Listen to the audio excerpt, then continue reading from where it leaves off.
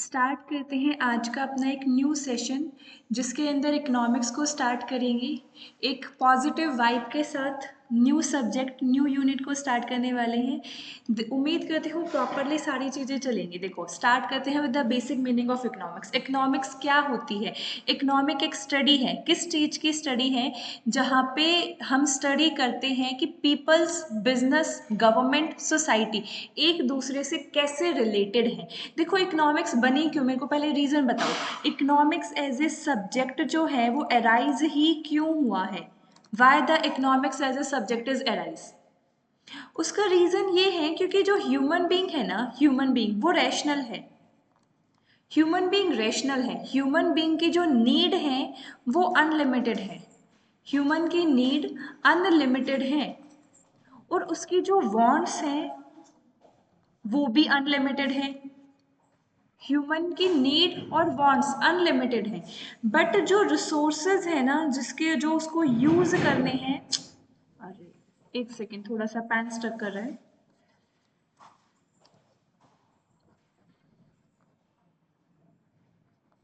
उसके जो रिसोर्सेज हैं वो आपके लिमिटेड हैं। तो लिमिटेड रिसोर्सेज के साथ अनलिमिटेड वांट को सेटिस्फाइड करना हम इकोनॉमिक्स में सीखते हैं। क्या बोला मैंने? लिमिटेड रिसोर्सेज के साथ किस तरीके से हम एक ह्यूमन बीइंग की अनलिमिटेड वांट को सेटिस्फाइड करते हैं, वो सब हम इकोनॉमिक्स के अंदर सीखते हैं। मेजरली दो ब्रांच है इकोनॉमिक्स की, micro economic and the macro economic. Micro economic नाम से बता रही है, माइक्रो है तो ये इंडिविजुअल यूनिट के ऊपर फोकस करते हुए अपना काम को करती है। मैक्रो यूनिट पूरे के पूरे इकोनॉमिक को एज ए होल देखती है। मैक्रो इकोनॉमिक बड़े लेवल पर होती है।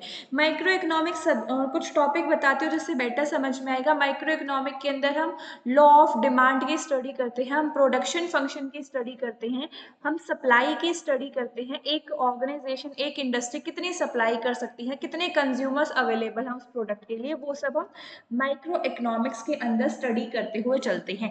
माइक्रो इकोनॉमिक एक तरीके की आपकी मैनेजरियल इकोनॉमिक है, या आप ये भी कह सकते हो जो माइक्रो इकोनॉमिक है वो आपकी बिजनेस इकोनॉमिक्स है। समझ में आया? तो जो ये अलग अलग नाम बांट रखे हैं ना, इतनी सारी 50 ब्रांच बना रखी है इकोनॉमिक्स की, उसमें कंफ्यूज मत होना। माइक्रो इकोनॉमिक्स ही आपके बिजनेस इकोनॉमिक्स और मैनेजरियल इकोनॉमिक्स होती है। कुछ बहुत ज़्यादा सा फर्क नहीं है, छोटा सा फर्क है, वो हम आगे जब डीप में इस चीज़ को पढ़ेंगे तो समझते हुए चलेंगे।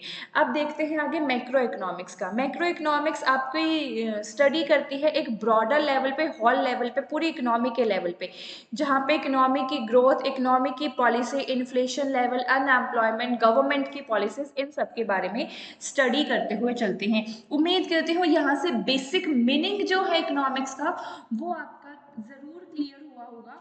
इकोनॉमिक्स के लिए आपको याद सिर्फ ये रखना है, इकोनॉमिक्स एक स्टडी है जहाँ पे मैं ये कोशिश करता हूँ और ये चीज़ें मैं आजमा के देखता हूँ, ये एक्सपेरिमेंट में करता हूँ कि कैसे लिमिटेड रिसोर्सेस के साथ अनलिमिटेड वांट को सेटिस्फाइड किया जाता है, वो इकोनॉमिक के अंदर सीखते हैं।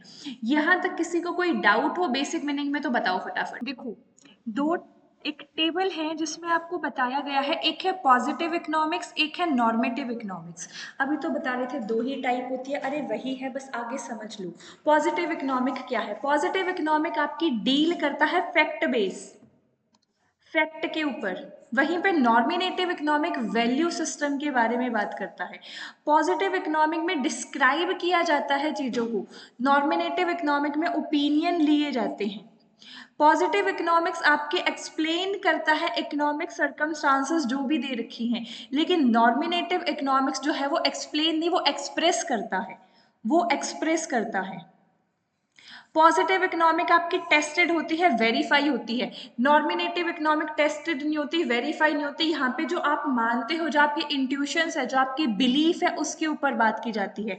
अभी ना आपका एचपीएससी का पेपर हुआ था, एचपीएससी असिस्टेंट प्रोफेसर का, बहुत बढ़िया लेवल का पेपर आया था। इसमें ये क्वेश्चन भी आ रखा था कि माइक्रो इकोनॉमिक्स जो है वो पॉजिटिव इकोनॉमिक होती है या नॉर्मिनेटिव इकोनॉमिक होती है। जब लास्ट में हम पढ़ते हुए चलेंगे ना, तो इस क्वेश्चन का आंसर अब तुम लोग दोगे कि माइक्रो पॉजिटिव है या नॉर्मेटिव है। इसी पे दो क्वेश्चन आए हुए थे और एक भी नहीं, सो इम्पॉर्टेंट है। समझ में आया? अब इकोनॉमिक के अंदर हमें स्टडी करना होता है एक पीपीसी कर्व। ये पीपीसी कर्व क्या है?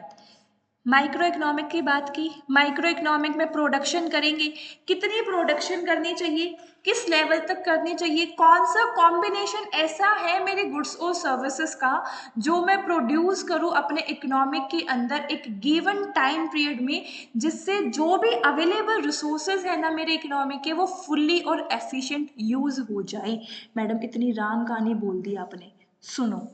पीपीसी है एक प्रोडक्शन पॉसिबिलिटी फ्रंटियर। ये एक फंडामेंटल कॉन्सेप्ट है। क्या शो करता है? ये शो करता है कि मैक्सिमम पॉसिबल कॉम्बिनेशन कितने हैं एक गुड्स और सर्विसेज के, किस चीज के कंटेक्स्ट में, जो रिसोर्सेज अवेलेबल है उसके कंटेक्स्ट में। एग्जाम्पल समझो, आपके पास है 10 रुपए, 10 तो नहीं 100 रुपए ले लो, तुम्हारे पास है 100 रुपए, तुम्हें परचेज करना है या प्रोड्यूस करना है टॉफी एंड चॉकलेट। ये परचेज या प्रोड्यूस करना, ये समझ लो। टॉफी का जो प्राइस है वो 10 रुपए है, चॉकलेट का जो प्राइस है वो 20 रुपए है। मेरे को ये बताओ मैक्सिमम कितनी टॉफी ले सकते हो? मैम 10, मैक्सिमम 10 टॉफी ले सकते हो। चॉकलेट मैक्सिमम कितनी ले सकते हो?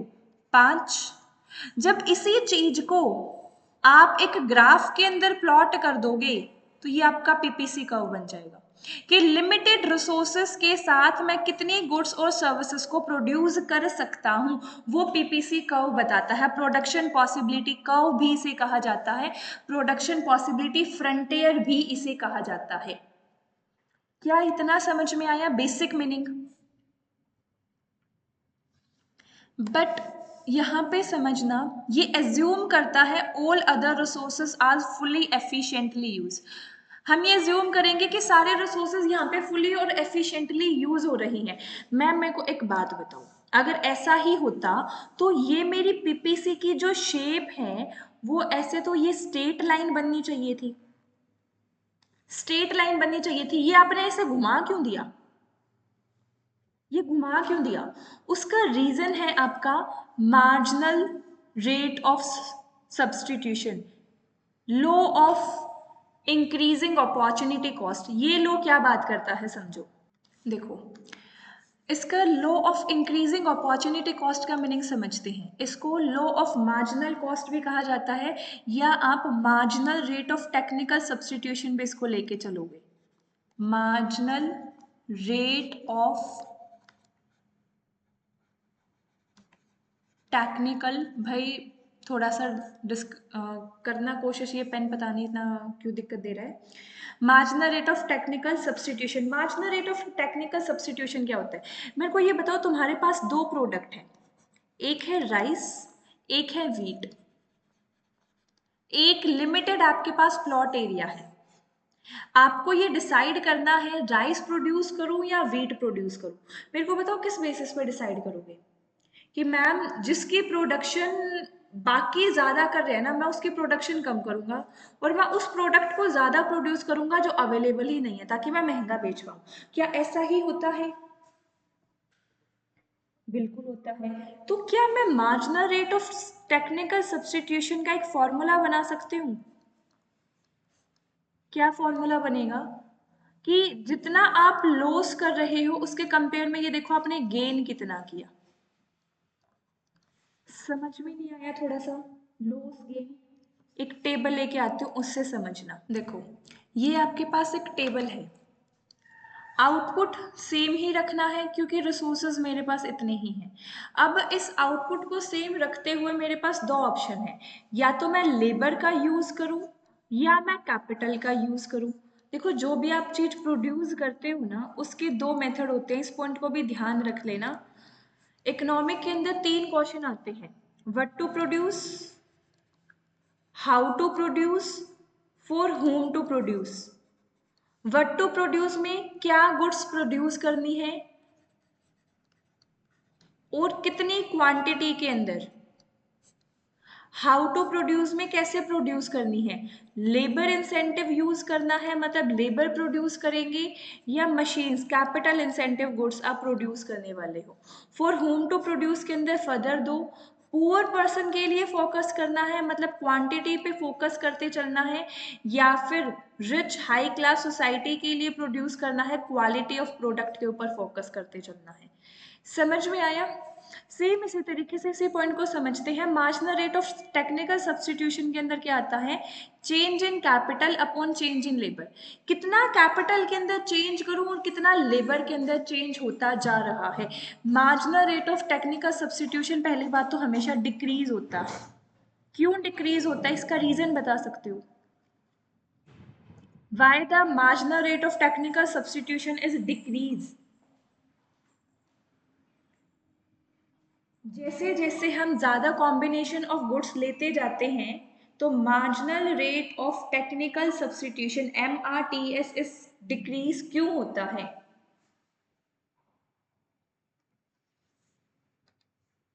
देखो, अगर हम लेमन लैंग्वेज में सिंपल बात करें ना, उसका रीज़न एक ये है, नए नए जब लेबर आते जाते हैं ना, या नए नए एम्प्लॉयज़ आते जाते हैं, नए नए लेबर्स के साथ प्रोडक्टिविटी हमेशा घटती जाती है। काम करने की प्रोडक्टिविटी घटती जाती है। उसका रीजन क्या है? लिख देखो, ऑर्गेनाइजेशन के अंदर अगर दो एम्प्लॉय काम कर रहे हैं, दो एम्प्लॉय काम कर रहे हैं, दोनों अपना अलग अलग है, सेपरेट सेपरेट काम करते जाएंगे। दो से जैसे ही ये नंबर ऑफ एम्प्लॉय चार हो जाएंगे, फर्स्ट जो एम्प्लॉय आया, सेकंड एम्प्लॉय आया, थर्ड एम्प्लॉय आया, फोर्थ एम्प्लॉय आया, फिफ्थ एम्प्लॉय आया। फर्स्ट एम्प्लॉय जब अकेला था तो ये 20 यूनिट प्रोड्यूस करता था। जैसे ही सेकंड एम्प्लॉय आया, अब ये दोनों मिलकर 45 यूनिट प्रोड्यूस करने लग गए। दोनों मिलकर 45 यूनिट प्रोड्यूस करने लग गए। एक्चुअली में तो सेकंड आने से 20 + 20 40 करनी चाहिए थी, 5 एक्स्ट्रा प्रोड्यूस की, बिल्कुल। जब थर्ड आया, तीनों को मिलकर 20 20 20 60 यूनिट प्रोड्यूस करनी चाहिए थी, लेकिन यहाँ पे थर्ड के आते इसने 50 ही प्रोड्यूस करी। तीनों मिलकर अब 50 यूनिट प्रोड्यूस कर रहे हैं। फोर्थ एम्प्लॉय आया, 20 20 20 20 80 प्रोड्यूस करनी चाहिए थी, ये फिर घट गया। इसकी प्रोडक्टिविटी अब सिर्फ और सिर्फ चार एम्प्लॉय मिलकर ओनली 20 यूनिट प्रोड्यूस कर रहे हैं। जब फिफ्थ एम्प्लॉय आया तब भी 20 यूनिट ही प्रोड्यूस हुई, और सिक्स्थ एम्प्लॉय आते ही वो प्रोडक्टिविटी आपकी नेगेटिव तक जाने लग गई। वो प्रोडक्टिविटी आपकी नेगेटिव तक जाने लग गई। 6 एम्प्लॉय मिलकर 10 यूनिट प्रोड्यूस करे। उसका रीजन क्या है? जैसे जैसे नए एम्प्लॉयज आते जाते हैं, एक आप जब लिमिटेड एरिया के अंदर, ये जो एरिया है ना जिसपे आप काम करवाने वाले हो उनसे, वो लिमिटेड है। इस एरिया के अंदर इनसफिशिएंट जो काम करने के लिए लेबर की रिक्वायरमेंट है वो 3 लेबर है। फॉर एग्जाम्पल, आप fixed resources labour sorry fixed resources land को तो उतना ही रख रहे हो, लेकिन लेबर उसके ऊपर भरते जा रहे हो, भरते जा रहे हो, भरते जा रहे हो, जिसकी वजह से क्या हो रहा है कि आपस में उनकी लड़ाई झगड़े बढ़ने लग जाते हैं और उनकी प्रोडक्टिविटी कम हो जाती है। समझ में आया?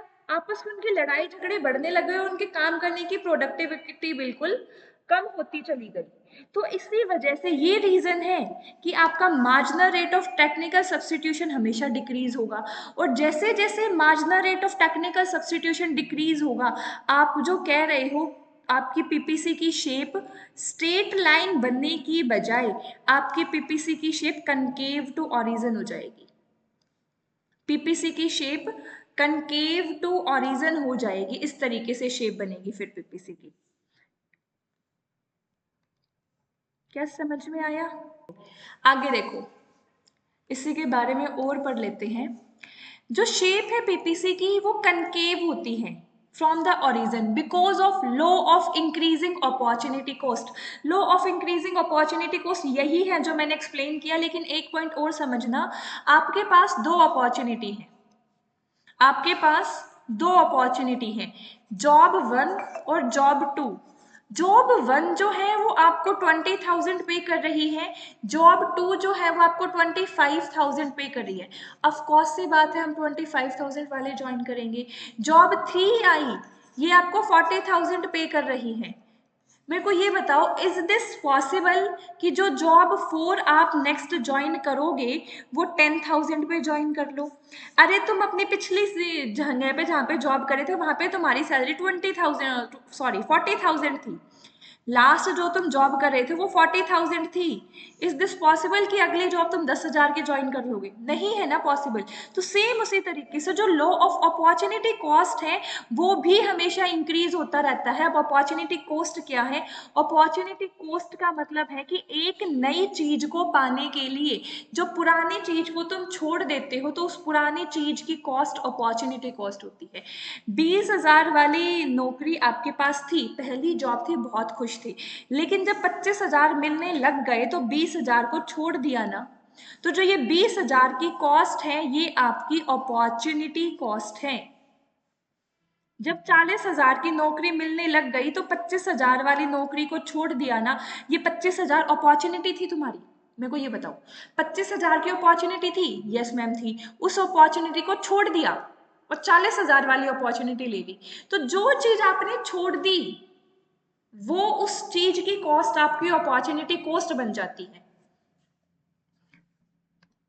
अरे यहाँ पे तो हम यही कर रहे थे ना कि लेबर के बदले कैपिटल को कम कर रहे थे, या कैपिटल के बदले लेबर जो भी आप कर रहे हो as per the data given. तो ये अपॉर्चुनिटी कॉस्ट के कारण है दूसरा रीजन। अगर आपसे ये पूछा जाए कि स्लोप ऑफ पीपीसी किस चीज पे डिपेंड करता है तो दो रीजन होंगे, एक होगा अपॉर्चुनिटी कॉस्ट और दूसरा होगा marginal rate of technical substitution. समझ में आया? बहुत बढ़िया टॉपिक था। चलो स्कार्सिटी, कुछ बेसिक कंसेप्ट देख लेते हैं कि पीपीसी क्यों आया। पीपीसी इसीलिए आया क्योंकि देखो रिसोर्सेज लिमिटेड है। उस लिमिटेड रिसोर्सेज से आप अनलिमिटेड गुड्स को प्रोड्यूस नहीं कर सकते हो। तो आप कोशिश ये करोगे कि मैं मैक्सिमम जितनी एफिशिएंसी हो सकती है पूरा का पूरा लगा दूं कि मेरे जीरो रिसोर्स, बिल्कुल वेस्टेज नहीं होनी चाहिए आपके रिसोर्सेज की, फुल्ली और एफिशिएंट तरीके से रिसोर्सेज यूज होने चाहिए। ये है स्कार्सिटी। फिर है चॉइस। चॉइस के अंदर आप चूज करते हो one combination means giving up of another combination, कि एक के बदले दूसरे को छोड़ देते हो। ये की फीचर्स हैं आपके पीपीसी के, कुछ और नहीं है, इनको ध्यान रख लेना। की फीचर्स हैं पीपीसी के। फिर opportunity cost. Opportunity cost very good, बढ़िया डेफिनेशन है। The amount of one good sacrifice, एक गुड्स जिसको आप सेक्रीफाइस कर देते हो एक और नई गुड्स को प्रोड्यूस करने के लिए, ये अपॉर्चुनिटी कॉस्ट होती है। 50,000 वाली नौकरी लेने के लिए 40,000 को सेक्रीफाइस कर दिया तो वो 40,000 अपॉर्चुनिटी कॉस्ट बन गई। आगे देखो एफिशिएंसी। हमारा पीपीसी का मेन मोटिव होता है कि फुली एंड एफिशिएंट यूज होने चाहिए मिनरल रिसोर्सेज। पीपीसी के ऊपर जितने भी पीपीसी कर्व के ऊपर जो भी पॉइंट आएंगे ना, ये डिनोट करेंगे कि हर पॉइंट पे मेरी एफिशिएंसी जो है वो फुली यूटिलाइज हो रही है। अंडर यूटिलाइजेशन हो सकता है अगर इनसफिशिएंट यूज हो। पीपीसी के अंदर यहाँ पे ये सारे पॉइंट डिनोट करते हैं अंडर यूटिलाइजेशन को, अंडर यूटिलाइजेशन। और पीपीसी कर्व के बाहर कोई पॉइंट है तो ये डिनोट करता है आपके ओवर यूटिलाइजेशन को, ये वाला, कि यहाँ तक तो तुम जा ही नहीं सकते, इतने तो रिसोर्सेज ही नहीं है। जेब में 100 रुपए है, 1,000 रुपए की टॉफी पसंद करके बैठे हो। अब कहोगे 1,000 रुपए की कौन सी टॉफी आती है जी, बना लो, नहीं आती तो। इकोनॉमिक ग्रोथ आती भी होगी वैसे। एक देखा था मैंने, एक बैग था उसकी कीमत जो है वो 2 करोड़ थी। एक बैग की, पर्स टाइप ही था, अंदर कुछ खास भी नहीं लगा। एक वो भी तो बहुत ट्रेंड भी रहा है ना, क्या वो लबूबू डॉल। भाई इतना डॉल ही तो है, उसकी प्राइस देखो तुम। नेक्स्ट पॉइंट आपका economic growth. Economic growth show an outward shift of PPC due to better technology and more resources. क्या यहां तक बेसिक बेसिक चीजें समझ में आ गई?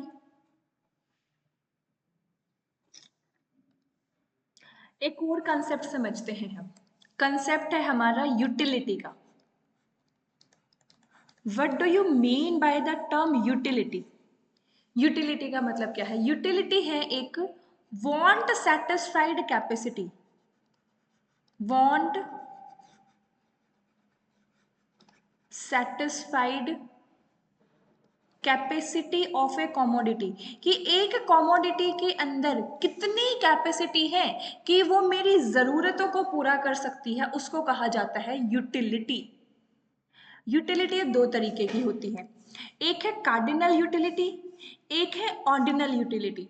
मेरे को ये बताओ, आप खाना खा के ये कहते हो मेरे को इस खाने से ना 10 सेटिस्फेक्शन मिली, ये क्या है?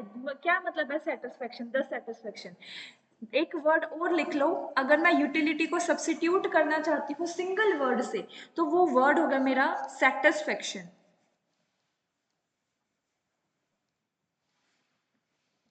सेटिस्फेक्शन, यूटिलिटी को सेटिस्फेक्शन कहा जाता है। अब दो तरीके की सेटिस्फेक्शन है, मतलब यूटिलिटी को दो पार्ट में डिवाइड किया।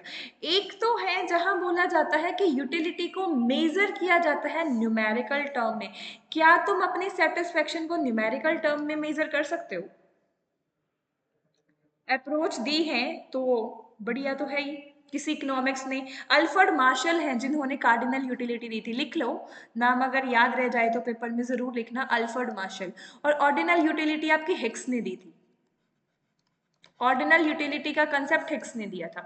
कार्डिनल यूटिलिटी के अंदर आपको ये बोला गया कि आप कोई भी चीज जो कंज्यूम कर रहे हो उसे आप एक फिक्स्ड नंबर के हिसाब से मेजर कर सकते हो, और कार्डिनल यूटिलिटी को मेजर किया जाता है इन टर्म्स ऑफ यूटिल। क्या? यूटिल। जैसे आप वेट को किलोग्राम में मेजर करते हो ना, सेम इसी तरीके से आप कार्डिनल यूटिलिटी को यूटिल्स में मेजर करते हो, सिर्फ इतना सा है। क्लियर यहां तक? ऑर्डिनल यूटिलिटी क्या है? जहां पे आप उसको मेजर नहीं कर सकते हो फिक्स नंबर में, वहां पे आपको सिर्फ और सिर्फ रैंक देनी पड़ती है। आप ये कह रहे हो कि मेरे को ना एप्पल खा के 10 यूटिल्स की सेटिस्फेक्शन मिली, ऑरेंज खा के मुझे 15 यूटिल्स की सेटिस्फेक्शन मिली, ये है आपकी कार्डिनल यूटिलिटी। जब ऑर्डिनल यूटिलिटी की बात करते हैं तो ये बोला जाता है कि ऑर्डिनल यूटिलिटी में सॉरी, क्या बता रही थी मैं, बताती हूँ। हाँ, ऑर्डिनल यूटिलिटी में आप प्रेफरेंस देते हो कि ये मेरी फर्स्ट प्रेफरेंस है जिससे मुझे ज्यादा सेटिस्फेक्शन मिली, ये मेरी सेकंड प्रेफरेंस है जिससे मुझे कम सेटिस्फेक्शन मिली। आप ये तो कह सकते हो मेरे को एप्पल ज्यादा पसंद आया या ऑरेंज ज्यादा पसंद आया, लेकिन 10 यूटिल्स 15 यूटिल्स का भी कंसेप्ट आपका यूटिलिटी के अंदर एक अल्फ्रेड मार्शल है जिन्होंने दिया था। ये देखो नाम भी दे रखे, ये रहा, अल्फ्रेड मार्शल और हिक्स एंड डली। जो आपका कार्डिनल यूटिलिटी है वो पूरा का पूरा कंसेप्ट लॉ ऑफ डिमिनिशिंग मास और यूटिलिटी पे वर्क करता है, और ऑर्डिनल यूटिलिटी की आपका लिए इनडिफरेंस कर्व आता है। आपके एग्जाम पॉइंट ऑफ व्यू से इनडिफरेंस कर्व जरूरी है, और ये लॉ ऑफ मार्जिनल यूटिलिटी क्या है ये जरूरी है। पहले समझते हैं लॉ ऑफ मार्जिनल यूटिलिटी क्या है। अब कार्डिनल यूटिलिटी का आपका एक कंसेप्ट है इनडिफरेंस कर्व का। अब ये इनडिफरेंस कर्व क्या होता है इसके बारे में समझते हैं। देखो पीपीसी कर्व के अंदर तो आपने देखा कि प्रोडक्शन कितनी आपको करनी चाहिए लिमिटेड रिसोर्सेस के साथ, PPC is all about the production. लेकिन इनडिफरेंस कर्व है आपका, इनडिफरेंस कर्व है आपका किस चीज से रिलेटेड? कंजप्शन से रिलेटेड। इनडिफरेंस कर्व है आपका कंजप्शन से रिलेटेड, इनडिफरेंस कर्व है आपके कंजप्शन से रिलेटेड। जैसे प्रोडक्शन कर्व के अंदर आपका एक कर्व बनता था, इस कर्व के ऊपर आने वाले सारे पॉइंट जो हैं वो ये इंश्योर करते थे that you efficient use of resources. Important है कुछ? एक सेकेंड प्लीज होल्ड। चलो, इंडिफरेंस कर्व आपके कंजप्शन पे बात करता है। कंजप्शन का मतलब क्या है कि इस पॉइंट पे आने वाले जितने भी, मतलब इंडिफरेंस कर्व, हाँ, इंडिफरेंस कर्व पे आने वाले जितने भी पॉइंट हैं वो ये एंश्योर करेंगे कि यहाँ पे आप हर पॉइंट के ऊपर एक कंज्यूम करने पे एक कंज्यूमर की सेटिस्फेक्शन इक्वल है। क्या बेसिक मीनिंग समझ में आया पीपीसी और आईसी में? समझो, इंडिफरेंस कर्व शो करता है all the combination of two goods that is X and Y between which a consumer is indifferent. मतलब कंज्यूमर यहाँ पे इनडिफरेंट है, चाहे कंज्यूमर को तुम 5 टॉफी दे दो या कंज्यूमर को तुम 3 चॉकलेट दे दो, उसकी दोनों से जो सेटिस्फेक्शन है वो इक्वल है। उसकी दोनों से सेटिस्फेक्शन इक्वल है। जैसे छोटे बच्चे को कहते हैं ना, या तो 2 टॉफी ले ले, या तो तू नहीं, बढ़िया एग्जांपल दिमाग में आ गया, या तो तू टीवी देख ले, अगर टीवी देखेगा तो शाम को पार्क में खेलने नहीं जाने दूंगी, खेलने जाएगा तो अभी टीवी नहीं देखने दूंगी। तो बच्चे के पास यहाँ पे ऑप्शंस होता है कि भाई दोनों से मजा तो उसमें भी उतना ही आना है, मजा तो उसमें भी उतना ही आना है, चूज करना होता है। तो यही आपका इंडिफरेंस कर्व है कि आप गुड एक्स को कंज्यूम करोगे या गुड वाई को कंज्यूम करोगे। तो इंडिफरेंस कर्व जो इनके कॉम्प्लीमेंट से बनता है वो आपका सेम सेटिस्फेक्शन देता है। अब स्लोप की बात कर लेते हैं कि मैम आपने यहाँ पे पीपीसी को बनाया कनकेव और इंडिफरेंस कर्व को बनाया कन्वेक्स, ऐसा क्यों? ऐसा क्यों? पहला, डाउनवर्ड स्लोपिंग होता है।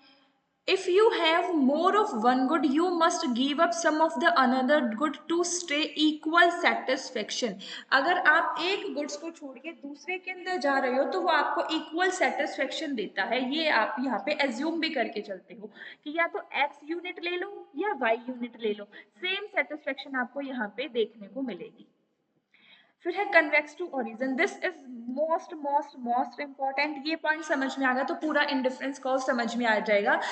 जैसे आपको पीपीसी के अंदर marginal rate of technical substitution और अपॉर्चुनिटी कॉस्ट, ये दो कंसेप्ट समझ में आ गए तो आपको पूरा पीपीसी समझ में आ गया कि क्यों इसकी शेप ऐसी होती है और क्या ये बताता है। तो ध्यान देना प्लीज इस पॉइंट पे। पीपीसी कन्वेक्स टू ओरिजिन होता है, वाई? बिकॉज ये शो करता है diminishing rate of marginal substitution. अब समझते हैं इसके लिए law of diminishing marginal utility. Law of diminishing marginal utility, ये है आपका law of diminishing marginal utility. Law of diminishing marginal utility क्या बोलता है? Law of diminishing marginal utility को अब ये बोला जाता है कि अगर एक गुड को आप कॉन्टिन्यूस कंज्यूम करते हो तो उससे मिलने वाली जो सेटिस्फेक्शन है ना, उससे मिलने वाली जो सेटिस्फेक्शन है वो कॉन्टिन्यूस तरीके से डिक्रीज हो जाती है, वो कॉन्टिन्यूस तरीके से डिक्रीज हो जाती है। समझो, आप आए बाहर से, गर्मी से आप आए, आपको चाहिए पानी, मम्मी ने दिया 1 गिलास पानी, मजा आ गया पी के। फिर मम्मी ने दे दिया दूसरा गिलास पानी, पेट भर गया। मम्मी ने दिया तीसरा गिलास पानी, तुम मना कर रहे हो, फिर भी मम्मी तुम्हें जबरदस्ती पिलाई जा रही है। मम्मी ने दिया चौथा गिलास पानी, फोर्थ, कह रहे हो मम्मी वोमिटिंग आ जाएगी अब, फिर भी पीना तो पड़ा। तो ठीक है, वोमिटिंग तो नहीं आई लेकिन पी लिया जबरदस्ती, मम्मी ने जो कहा है। फिर मम्मी ने दे दिया 5th गिलास, भाई अब तो हद पार हो गई, अब तो सच में ही आपकी जो सेटिस्फेक्शन थी वो नेगेटिव में चली गई।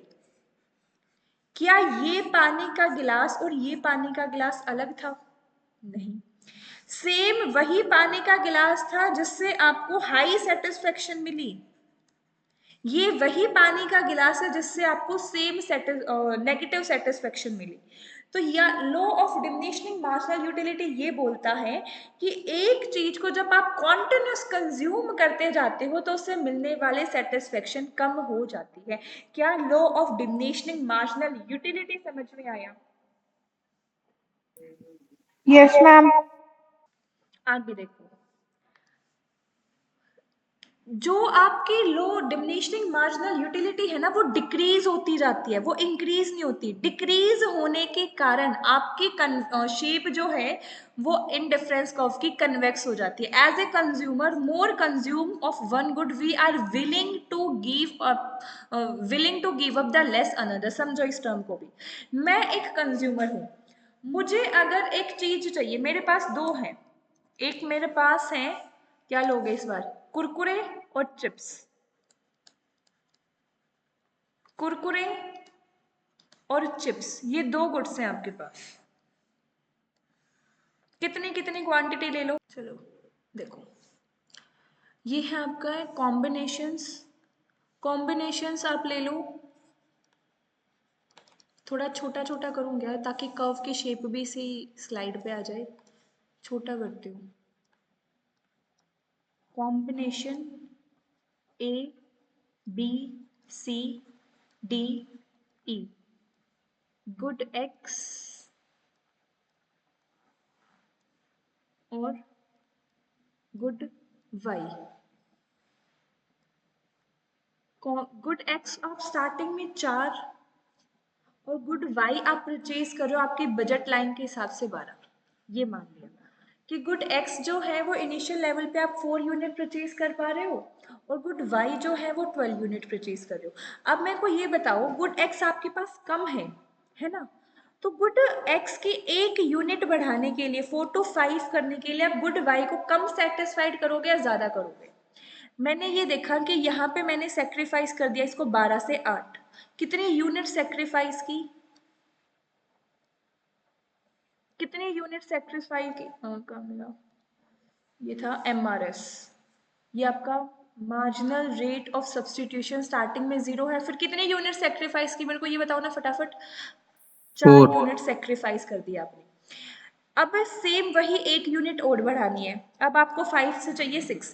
क्या सेम 4 यूनिट ही दोगे? नहीं मैडम, अब तो जब मेरे पास ये 6 है तो मैं 4 नहीं दूंगा, मैं तो इस बार 2 ही यूनिट को सेक्रीफाइस करूंगा। तो ये 6 होगी, तो मैं 2 ही यूनिट को यहाँ पे सेक्रीफाइस करूंगा, 2 ही यूनिट दूंगा। इसको चाहिए, इसको भी 2 बढ़ा लो, इसको भी 7 कर लो। उसके बाद आपको चाहिए 2 यूनिट और चाहिए, सेम 2 यूनिट सेक्रीफाइस कर दोगे। 9 से अब आपको सीधा जंप करना है फॉर एग्जाम्पल 13 पे, 2। अब मेरे को सेक्रीफाइस कितना जाता जा रहा है? 2 2। अरे ये टेबल अच्छी नहीं बनी, रुको दूसरी टेबल करती हूँ। कॉम्बिनेशन है यहाँ पे A B C D E, good X good Y. Good X को जैसे जैसे आप इंक्रीज करते जाओगे तो इसका गुड वाई को आप पहली यूनिट पे ज़्यादा सेक्रीफाई करोगे। यह 16, फिर आपने यहाँ पे 8 यूनिट को सेक्रीफाई कर दिया। 8 से आप 4 पे आ गए, इस बार आपने 4 ही यूनिट दी। 4 से 2 पे आए, इस बार आपने 2 ही यूनिट सेक्रीफाइस की। 2 से आप 1 पे आ गए, यहाँ पे आपने 1 ही यूनिट सेक्रीफाइस की। हाँ समझो अब इस पॉइंट को। जैसे जैसे आपके पास एक चीज मिलती जाती है, पहले आपको टॉफी बहुत ज्यादा पसंद थी, गुड एक्स को ले लो टॉफी, पहले आपको टॉफी बहुत ज्यादा पसंद थी। जैसे जैसे टॉफी की क्वांटिटी आपके पास ज्यादा होती गई, जो चीज आपके पास ज्यादा अवेलेबल होती है उस चीज को आप ज्यादा पसंद करने लग जाते हो। क्या ऐसा होता है? जो चीज ज्यादा होती ज्यादा नहीं सॉरी कम पसंद करने लग जाते हो, जो चीज ज्यादा अवेलेबल होती है उसको कम पसंद करने लग जाते हो। सेम यही हुआ कि जैसे जैसे गुड एक्स बढ़ने लग गई, अब गुड एक्स पसंद आने लग गई, गुड वाई को इतना ज्यादा नहीं दोगे गुड एक एक्स लेने के लिए, अब कम सेक्रीफाइस करते जाओगे, जिसकी वजह से आपका MRS जो है वो डिक्लाइन होता जाएगा। डिक्लाइन होगा तो यहाँ पे आपकी जो शेप है आईसी की, कहाँ गई आईसी? शेप है जो आईसी की वो कन्वेक्स होती जाएगी। ये पॉइंट था। आगे देखो, higher IC give higher satisfaction. 2 IC curve हैं आपके, IC1 IC2। आईसी की शेप भी इतनी गंदी बनी, यहाँ देख लो, ये है आपका IC1 IC2 IC3। जितना ज्यादा हायर आईसी होगा उतनी ही आपकी सेटिस्फेक्शन जो है वो ज्यादा होती जाएगी। Higher IC give higher satisfaction. Indifference curve जो है वो कभी भी एक दूसरे को टच या इंटरसेक्ट नहीं कर सकते। इसका रीजन क्या होता है? इसका रीजन ये है कि जितने भी इंडिफरेंस कर्व है उसके ऊपर सारे आने वाले पॉइंट जो है वो सेम होते हैं। ये मेरा इंडिफरेंस कर्व 1 है, ये मेरा आईसी 2 है, ये इंटरसेक्ट नहीं हो सकते, क्योंकि अगर ये इंटरसेक्ट हो गए तो इस पॉइंट पे जो सेटिस्फेक्शन मिल रही है और जो इस पॉइंट पे सेटिस्फेक्शन मिल रही है दोनों सेम है। और अगर ये दोनों सेम है तो ये दोनों भी सेम होनी चाहिए, और ये दोनों सेम नहीं है तो कंक्लूजन ये निकलता दो आईसी कभी भी एक दूसरे को टच या इंटरसेक्ट नहीं कर सकते हैं। नेक्स्ट टॉपिक जो आज हम करने वाले हैं वो है law of demand. Law of demand, law of demand क्या बोलता है? लॉ ऑफ डिमांड आपको ये बोलता है कि देयर इज इनवर्स रिलेशन मतलब नेगेटिव रिलेशन है किसके बीच में प्राइस एंड क्वांटिटी डिमांड, कि अगर प्राइस बढ़ेगा तो क्वांटिटी डिमांड घटेगी, प्राइस घटेगा तो क्वांटिटी डिमांड बढ़ेगी। ये है आपका law of demand. Law of demand के अंदर हमेशा नेगेटिव रिलेशन होता है, लेकिन इंपॉर्टेंट पॉइंट इसकी है एसेम्पशंस, कि कहाँ पे आपका लॉ ऑफ डिमांड जो है वो फॉलो नहीं करता है। सबसे पहली है आपकी Giffen good. Giffen good, Giffen goods क्या होती है? गिफन गुड्स का मतलब है आपकी बेकार क्वालिटी के गुड्स है, आपकी लो क्वालिटी गुड्स है। लो क्वालिटी गुड्स कौन परचेज करता है? लो क्वालिटी गुड्स वो बंदा परचेज करेगा जिसके पास फाइनेंशियल स्टेबिलिटी नहीं है, जिसके पास पैसा नहीं है। अगर कोई गरीब इंसान है वो उस गुड्स को परचेज कर रहा है तो उसके तो प्राइस घटने से डिमांड बढ़ जाएगी, प्राइस घटने से डिमांड भी घट जाएगी, क्योंकि एक तो देखो इतनी बुरी गुड्स हैं, उसका भी प्राइस घट रहा है, तो इससे बढ़िया है कि जाओ अब मेरे पास पैसा आ गया तो इससे बेटर मैं कुछ और परचेज कर लूं।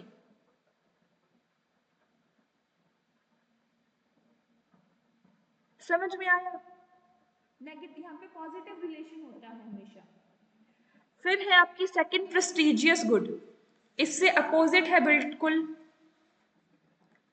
Prestigious good. प्रेस्टिजियस गुड होती हैं आपकी वो गुड्स लाइक जिनकी वैल्यू, जिनकी एक जो कहते हैं ना कीमत है सिर्फ और सिर्फ उसकी वैल्यू से है। कोई अपने ऊपर मत लेना प्लीज, और कोई कंपनी भी मत करना। आईफोन, आईफोन के फीचर्स मुझे पर्सनली पसंद नहीं, उसका रीजन ये है क्योंकि देखो बहुत सारी ना एप्लीकेशंस होती हैं जो आईफोन के अंदर काम ही नहीं करती। कोई न्यू एप्लीकेशन आती है तो वो एंड्रॉइड के अंदर तो काम करता है, आईफोन के अंदर काम नहीं करती। ये मुझे इसका सबसे नेगेटिव पॉइंट लगता है। तो दूसरा एग्जांपल ले लो तुम इसमें, डायमंड। अगर डायमंड की वैल्यू कम हो जाए, अगर डायमंड की वैल्यू कम हो जाएगी तो डायमंड को कोई परचेज ही नहीं करेगा। डायमंड को परचेज इसलिए किया जाता है फॉर द शो ऑफ, कि यस मेरे पास डायमंड है। समझ में आया? तीसरा ले लो प्राइस इल्यूजन। अगर किसी कंज्यूमर के माइंड में प्राइस इल्यूजन है कि महंगी चीज जो है वो क्वालिटी वाइज अच्छी होती है, सस्ती चीज जो है वो क्वालिटी वाइज बुरी होती है, तो उसका भी कोई समाधान नहीं है। फोर्थ ले लो कंज्यूमर की प्रेफरेंस। पहले मेरे को मैगी पसंद थी, अब मुझे कॉफी पसंद है। कंज्यूमर का टेस्ट और प्रेफरेंस चेंज हो गया, टेस्ट और प्रेफरेंस चेंज हो गया, प्राइस घट रहा है बढ़ रहा है फर्क ही नहीं पड़ता मुझे, मेरी टेस्ट के हिसाब से चलने में महंगा खा लूंगा। देखो आगे देखते हैं आपका मोमेंट अलोंग डिमांड कर्व।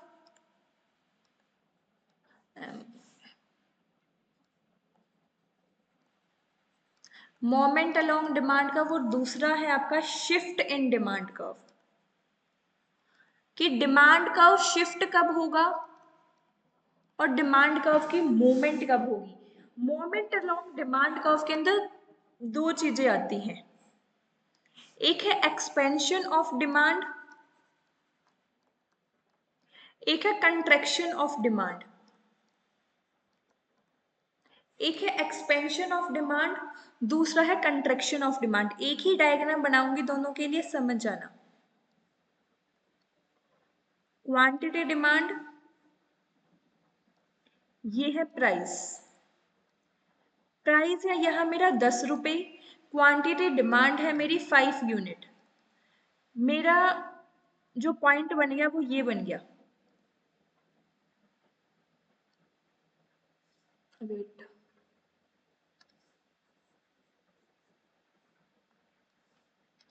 ये मेरा एक पूरा का पूरा डिमांड कर्व था।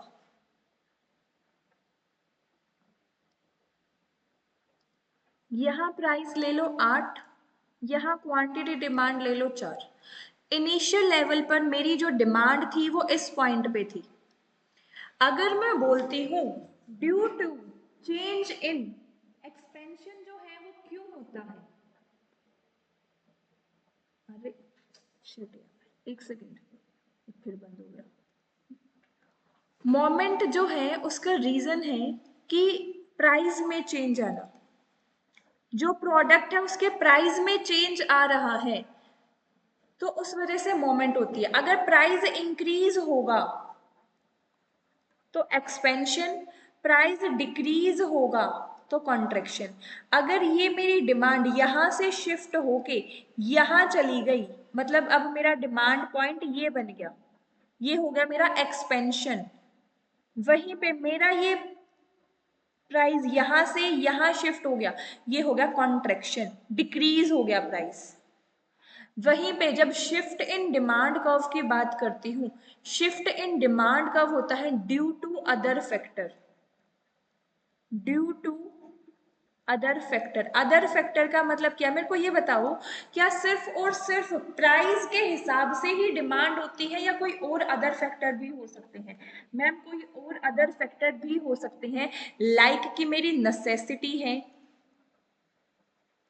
मेरी नेसेसिटी है इस वजह से मैं चीज परचेज कर रहा हूँ, या फिर हम कह सकते हैं कि यहाँ पे मेरे को तो ये तीन चार तरह। यस देखो यहाँ पे सुनो, अब या तो नेसेसिटी है या उसके जो रिलेटेड फैक्टर है उसमें चेंज आ गया, रिलेटेड गुड्स में चेंज आ गया। रिलेटेड गुड क्या है कि सब्सटीट्यूशन गुड्स के प्राइस में चेंज आ गया, या फिर कॉम्प्लीमेंट्री गुड्स के प्राइस में चेंज आ गया। सब्सटीट्यूशन गुड्स कौन सी होती है, रिलेटेड गुड्स, लाइक कॉफी नहीं मिल रही है तो मैं चाय ले लूंगी, चाय नहीं मिल रही है तो मैं कॉफी ले लूंगी।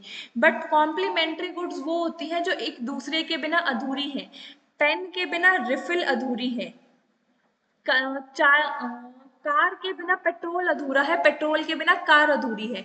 तो अगर पेट्रोल के प्राइस बढ़ जाते हैं तो कार की डिमांड घट जाती है, पेट्रोल के प्राइस बढ़े कार की डिमांड घटी, इस वजह से जो शिफ्ट आया वो आता है आपका शिफ्ट इन डिमांड कर्व। ये आपका ओरिजिनल डिमांड कर्व था, ये थी आपकी क्वांटिटी डिमांड, ये है आपका प्राइस।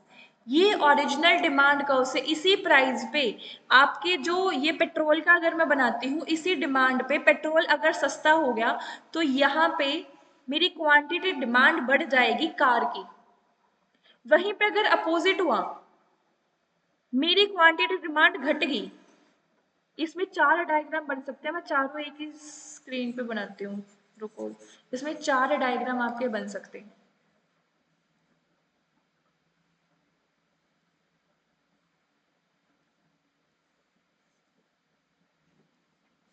ये आपका ओरिजिनल जो डिमांड का हो उसको मैं रेड पेन से बनाती हूँ, शिफ्ट होने के बाद जो हो सकता है उसको मैं ब्लू पेन से बनाऊंगी फिर, या ब्लैक पेन से।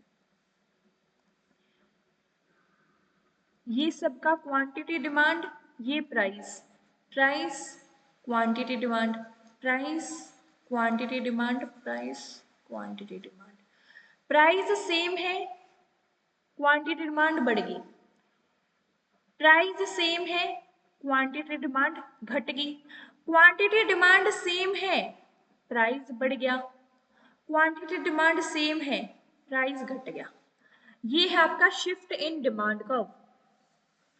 जब किसी और फैक्टर के कारण, other than price, other than price के अलावा किसी और रीजन से जब आपकी गुड्स में चेंज आता है, आपके गुड्स के डिमांड और सप्लाई के अंदर चेंज आता है, वो हाँ होती है आपकी शिफ्ट इन डिमांड का।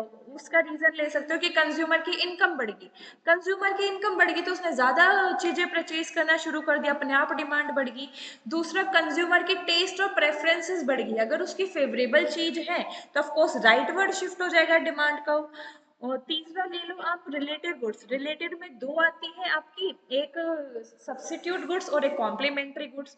सब्स्टिट्यूट गुड्स के केस में लेफ्ट वर्ड शिफ्ट हो जाएगा अगर सब्स्टिट्यूट सस्ती होगी, वहीं पे कॉम्प्लीमेंट गुड्स सस्ती होगी तो आपका डिमांड राइट वर्ड शिफ्ट हो जाएगा।